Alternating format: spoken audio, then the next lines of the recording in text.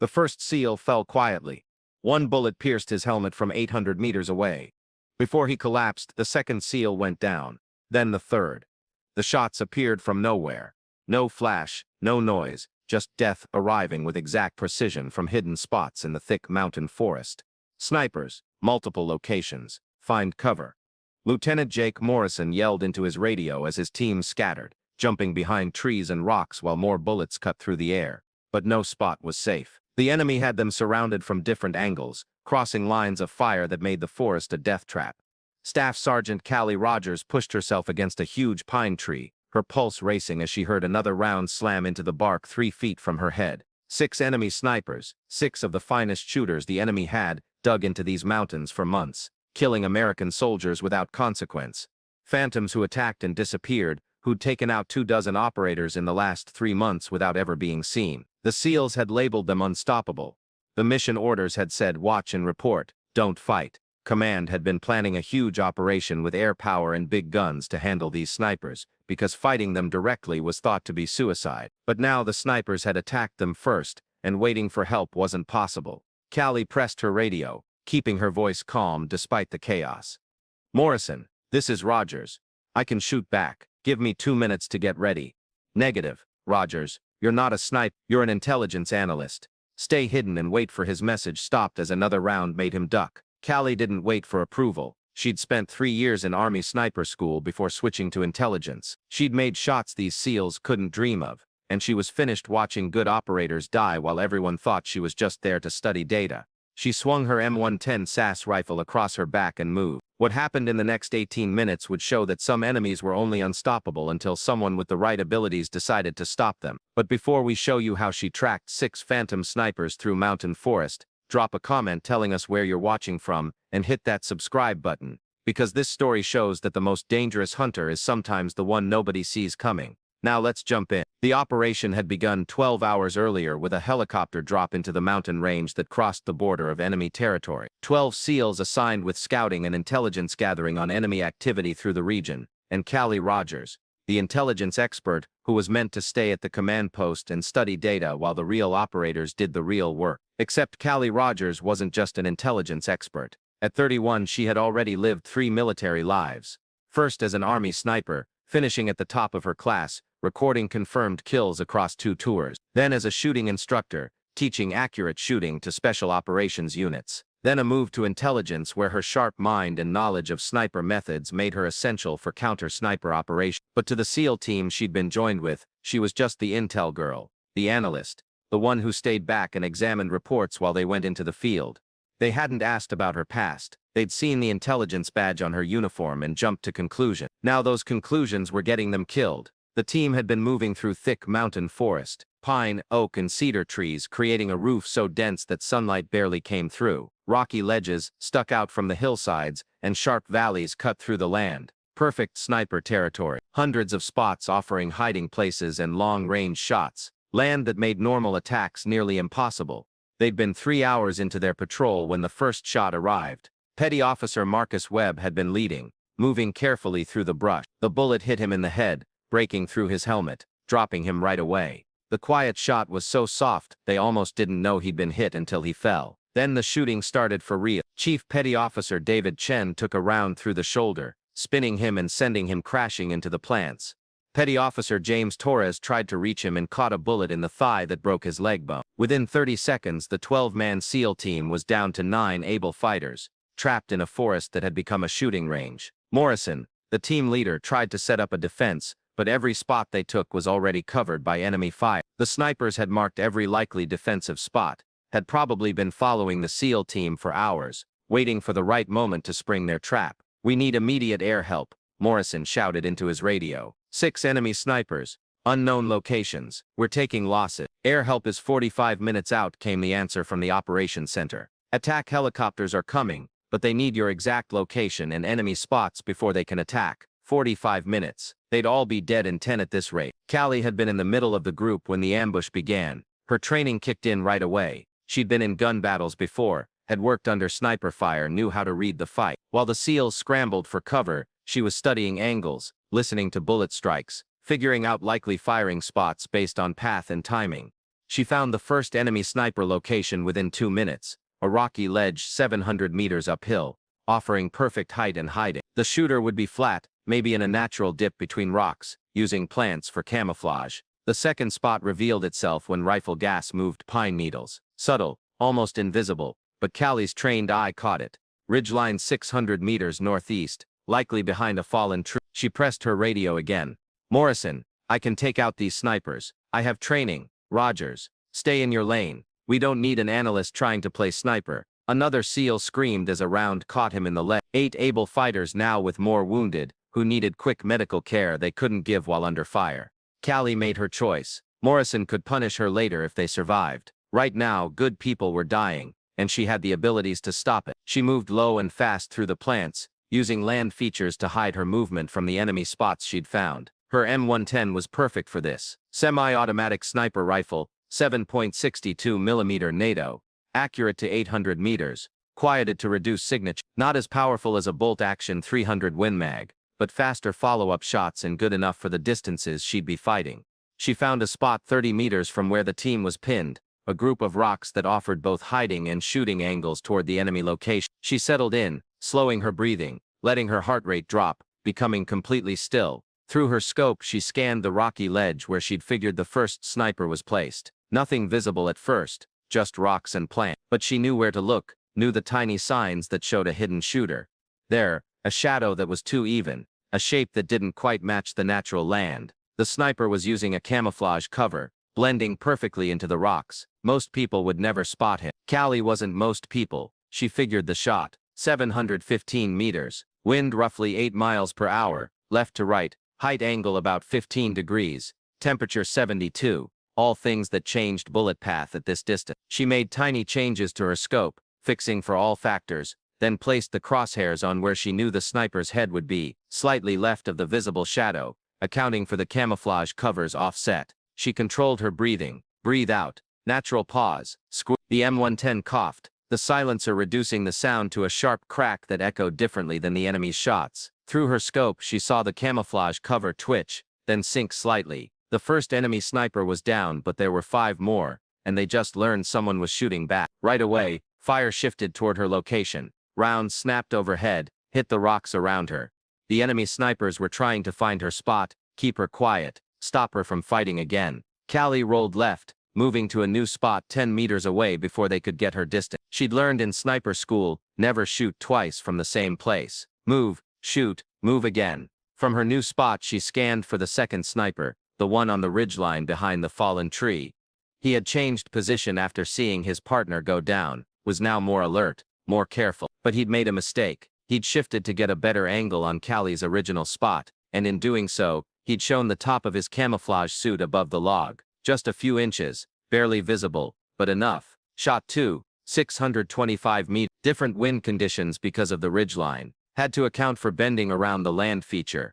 Callie made the math in seconds. Took the shot. The camouflage suit jerked. The second enemy sniper was taken out. 4 left. The remaining enemy snipers were getting smart. They'd stopped shooting, gone completely quiet, trying to blend into the forest, and wait for Callie to show herself, looking for them. But silence worked both ways. While they were silent, Callie was moving. She moved 40 meters downhill, finding a spot in thick plants that offered limited sight but excellent hiding. From here she couldn't see much of the battlefield. She could watch the paths to where the enemy snipers would have to move if they wanted better angles on the SEAL team, and she waited. Patience was a sniper's best tool. 5 minutes passed. 10. The SEALs were using the quiet to treat their wounded and gather in better spots. Morrison kept trying to reach her on the radio, demanding to know what she was doing. She ignored him, focused on her area, watching for any sign of movement. There, a flash of brown cloth moving between trees 400 meters out. One of the enemy snipers was moving, trying to get a side position on the SEALs.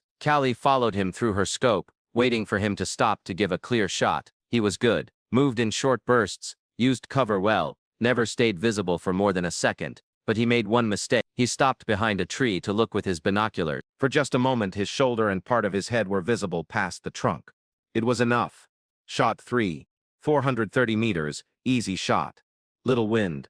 Good sight. The enemy sniper fell behind the tree. 3 down, 3 to go. But now the remaining enemy snipers knew they were being hunted and they were changing tactics. Callie saw the gun flash before she heard the shot. One of the remaining snipers firing at her spot from an angle she hadn't thought of. The round hit 6 inches from her head, showering her with bark and splinters. She rolled hard right as 2 more shots hit where she'd been. They'd found her spot, were trying to pin her with combined fire. Time to move. She crawled 15 meters through plants that ripped at her uniform, then pushed uphill another 20 meters, breathing hard, weapon held tight. When she reached a new spot, a small dip behind a fallen tree, she was 50 meters from where the enemy thought she was. Through her scope, she scanned the area where those shots had come from.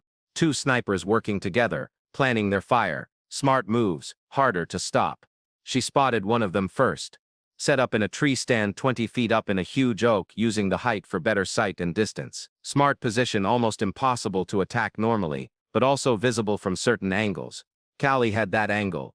Shot for 520 meters, upward angle fixing for the height in the tree, branches that partly blocked the target. The round punched through the wooden platform the sniper was lying on, traveled through his body, and he fell from the tree. Right away, the 5th sniper fired at her gun flash. Callie was already moving, but the round caught the back of her M110, breaking the wood and sending the rifle spinning from her hands.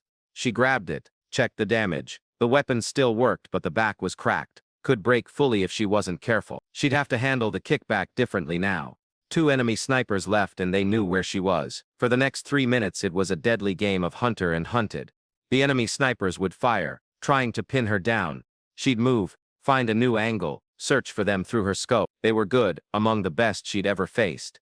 They moved like ghosts, used every bit of cover, planned their movements to protect each other. But Callie had one edge they didn't know about. She'd been tracking their style, learning how they thought, guessing their next moves based on land and fighting logic. When the 5th sniper moved to what he thought was a perfect side position, Callie was already set up waiting for him. He appeared in her scope, moving between 2 rocks, sure he was unseen. Shot 5, 380 meters, center body, because she only had a brief window. The enemy sniper went down hard. 1 left. The last enemy sniper was the best of them. Callie could tell by how he moved, how he guessed her spots, how he'd stayed alive while his 5 partners were taken out. He was playing it smart, staying hidden, not taking shots unless he was certain of the kill. The problem was Callie was running out of bullets. 3 rounds left in her magazine. No more reloads. She'd brought limited ammo because she was supposed to be just an analyst. 1 sniper, 3 bullets. She had to make them count. She moved again, going uphill toward where she figured the last sniper would be. The land narrowed here. Rocky cliffs on one side, sharp drop on the other. Few spots available. He'd have to be in one of 3 places. She checked the first, empty. The second, nothing. That left the 3rd spot, a natural rock shape that created a perfect hiding spot with commanding views of the valley. If she were the enemy sniper, that's where she'd be.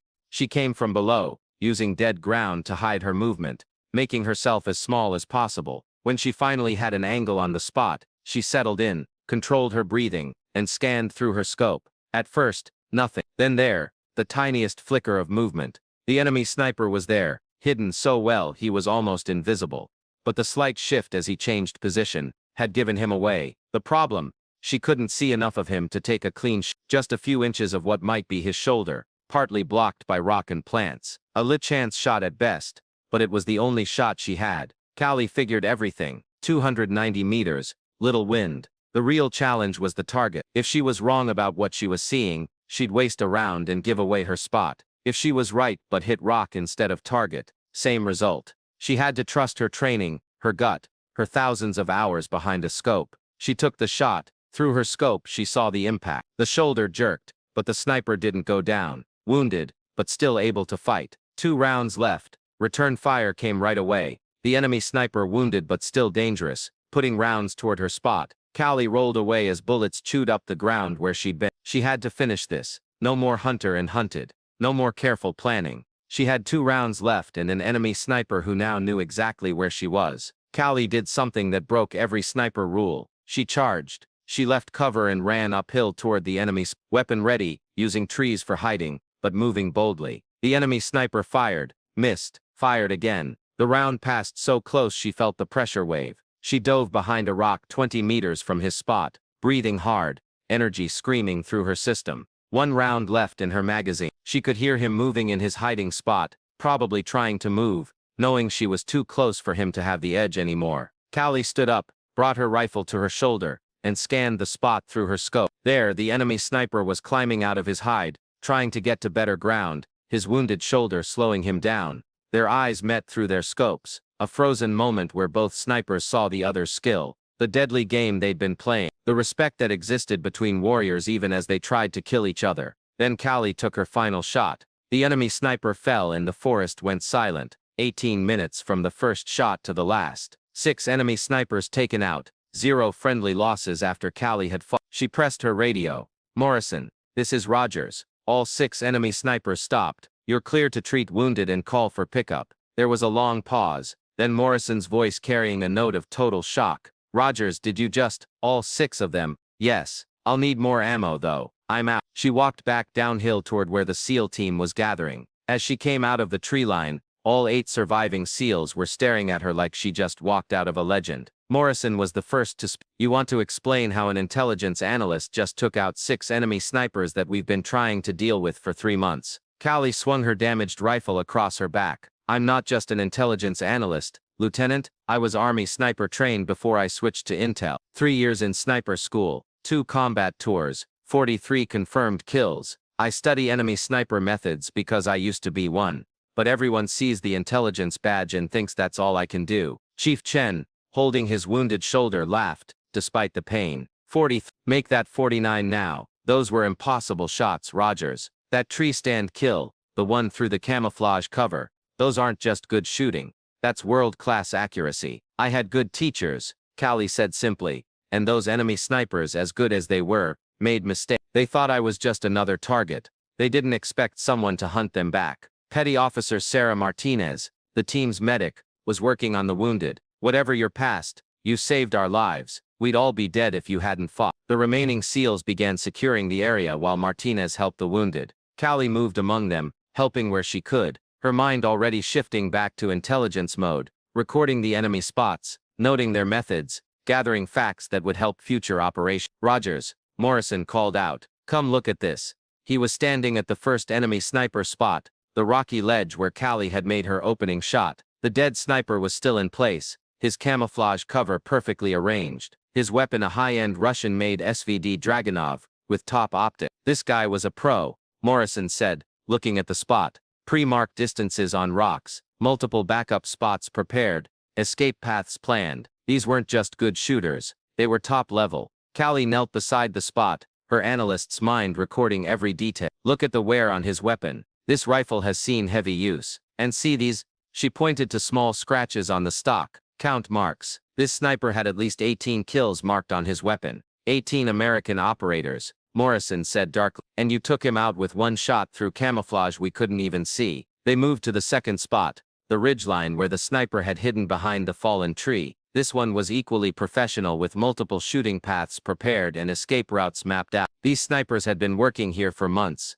Callie noted. They knew this land perfectly. Every spot is mutually supporting, crossing fields of fire, pre-planned backup routes. This wasn't random. This was a planned sniper group working like a well-oiled machine, until they ran into someone better, Chen said, having walked up despite his wounded shoulder. 6 of their best versus 1 of ours. I know which side won. As they continued recording the enemy spots, Petty Officer Jake Wilson came up to Callie. He was the youngest member of the team, barely 23, and he looked shaken. Staff Sergeant Rogers, I need to say something. When we got briefed for this mission, I heard some of the guys saying you'd slow us down, that having an intel analyst in the field was dead weight. I believed them. I'm sorry. Callie looked at the young SEAL. Wilson, don't apologize for making guesses based on limited fact. That's human nature. The lesson isn't to feel bad about it. It's to remember that job titles don't tell you everything about a person's abilities. I don't advertise my sniper past because I'm trying to build a career in intelligence.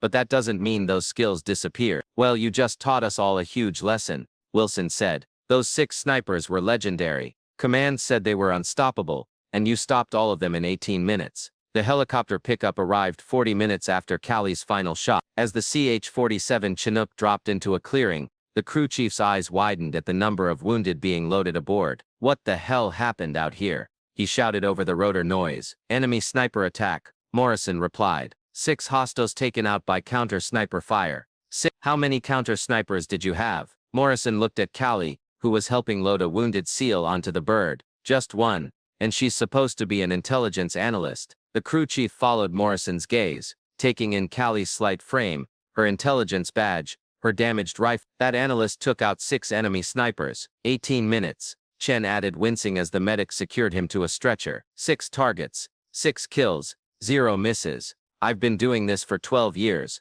and I've never seen shooting like that. Back at base 8 hours later, Callie sat through the longest debrief of her career. The operations center was packed. Senior officers, intelligence staff, sniper teachers, mission planner. Everyone wanted to understand how one operator had done what entire teams had failed to do for 3 months. She walked them through her methods, showing a tactical map and marking each enemy spot. The first sniper was here using land hiding and camouflage cover. I found him by shadow difference and unnatural shapes in the rock shape. Shot distance was 715 meters with an 8-mile-per-hour crosswind. A Marine sniper teacher, Master Sergeant Thomas Beck, stopped her. You made that shot through camouflage cover you couldn't actually see through. I figured where his head would be based on the spot geometry and the angle of his shooting path. The cover offset was roughly 6 inches left of the visible shadow. I fixed for that in my aim point. Beck whistled low. That's not just shooting skill, that's tactical problem solving at a level most snipers never reach. Callie continued through each fight, explaining her thinking process, her movement styles, her ammunition use. When she reached the final fight, the charge uphill with only 2 rounds left, several officers looked doubtful. Staff Sergeant Rogers, Colonel Sarah Hayes, said, "You broke every rule about sniper fighting distances. Why would you charge an enemy spot with so little ammunition?" Because I'd already wounded him and he knew my spot. Staying at distance meant a long fight I couldn't win with limited ammo.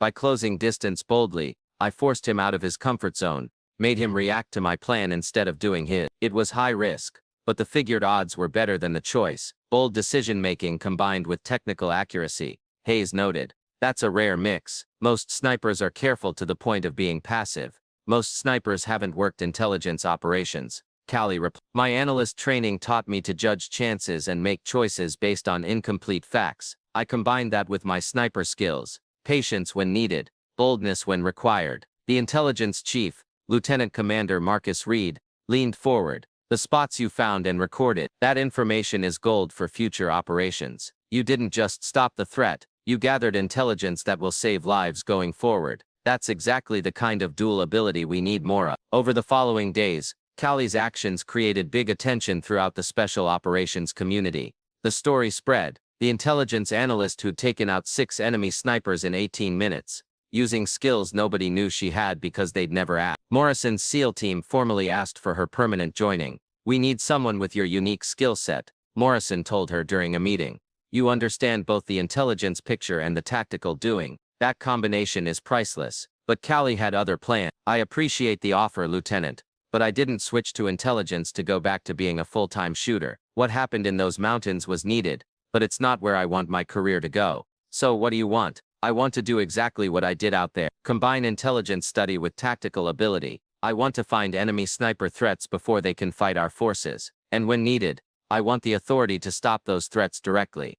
That talk led to a new position being created. Counter-sniper operation expert. Callie would study enemy sniper patterns, find high-value targets, plan counter-sniper operations, and when required do those operations personally. She'd hunt snipers with intelligence 90% of the time, and with a rifle the other 10%. The perfect combination of her 2 skill sets. The promotion came 3 weeks later. Sergeant First Class Callie Rogers signed to Joint Special Operations Command's Counter-Sniper Operations Division. Her first job, study enemy sniper activity across the entire operational area, and develop ways to stop the threat. She gathered a small team, 2 intelligence analysts, 3 sniper teachers, and a tactical planner. Together they began mapping enemy sniper activity, finding patterns that individual units couldn't see because they only had pieces of the puzzle.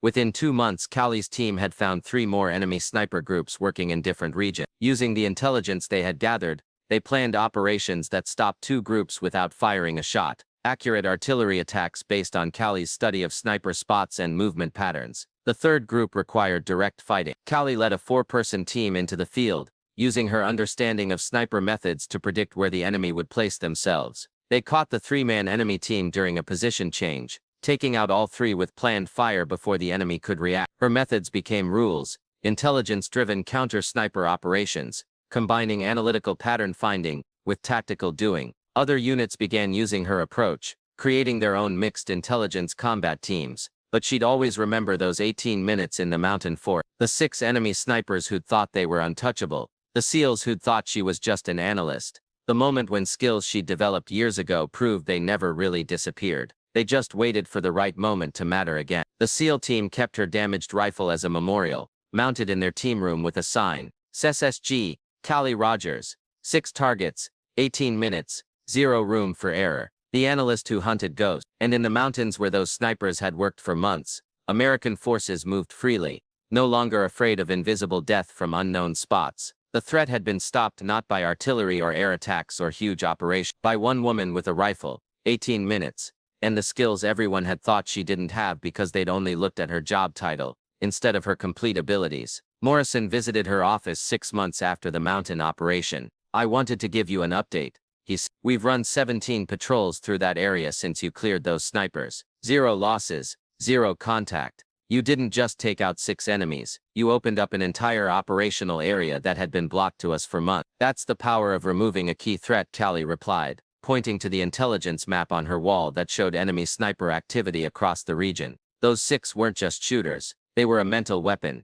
Every patrol knew they were out there, worked with that fear. Taking them out removed both the physical threat and the mental one. Speaking of which, Morrison continued, I brought you something. He handed her a small wooden box. Inside was the scope from the first enemy sniper she'd killed, the one with the camouflage cover. We recovered it from his spot. Thought you might want it as a reminder. Callie looked at the scope. High-quality optics, heavily modified, well kept. This had belonged to a pro who'd taken his craft seriously. This represents someone who dedicated their life to being excellent at something deadly. I respect that, even though we were on opposite sides. That's what makes you different from most operators, Morrison noted. You understand your enemy, respect their abilities while still beating them. That's why you're so good at this. The awards came quiet, combat honors that couldn't be publicly known because the mission was classified. But within the special operations community, Callie Rogers became a name that commanded respect. The operator who'd shown that job titles were just labels, that abilities mattered more than current jobs, that the quiet professional was often the most dangerous person in the room. She continued her work, hunting enemy snipers through intelligence study and when needed, through accurate fire. She trained others in her methods, creating a new generation of operators, who understood that the best way to beat a sniper wasn't always another sniper. Sometimes it was an analyst who thought like a sniper and shot like one too. And she never forgot the lesson those 18 minutes had taught her. Excellence in one area didn't disappear when you moved to another. Skills stacked, abilities built up, and the most valuable operators were those who could apply multiple skill sets to the same problem. The mountains still stood silent, their forests no longer hiding death in hidden spots. The enemy had learned that American forces had operators who could hunt ghosts, who could see the invisible, who could stop the unstoppable. They'd learned it from 6 taken-out snipers and 1 intelligence analyst, who'd shown that sometimes the most dangerous weapon wasn't the rifle, it was the mind behind it, trained in both study and action, capable of both patience and accuracy. Sergeant First Class Callie Rogers had been underestimated because of guesses about what intelligence analysts could do. She'd corrected those guesses with 18 minutes of perfect shooting, and a career built on showing that ability had no job description. The SEALs who'd worked with her never made guesses about anyone's abilities again. The enemy snipers who'd thought themselves untouchable learned their mistake too late, and Callie continued her work, quiet and professional. The analyst who hunted with both intelligence and rifle, the warrior who showed that excellence in multiple areas created abilities that went beyond any single job title. 6 snipers, 18 minutes, 1 operator who refused to be defined by anyone's expectations except her own. The forest remembered, the SEALs remembered, and every enemy sniper who heard the story learned to fear the operators. They couldn't see the analysts who might be more than they appeared. The quiet professionals who carried skills that waited, patient and deadly, for the moment they were needed most. Unstoppable was just a word. Callie Rogers had shown it could be stopped with accuracy, intelligence and 18 minutes of perfect doing when it mattered most. If this story moved you, don't forget to subscribe for more inspiring tales of courage.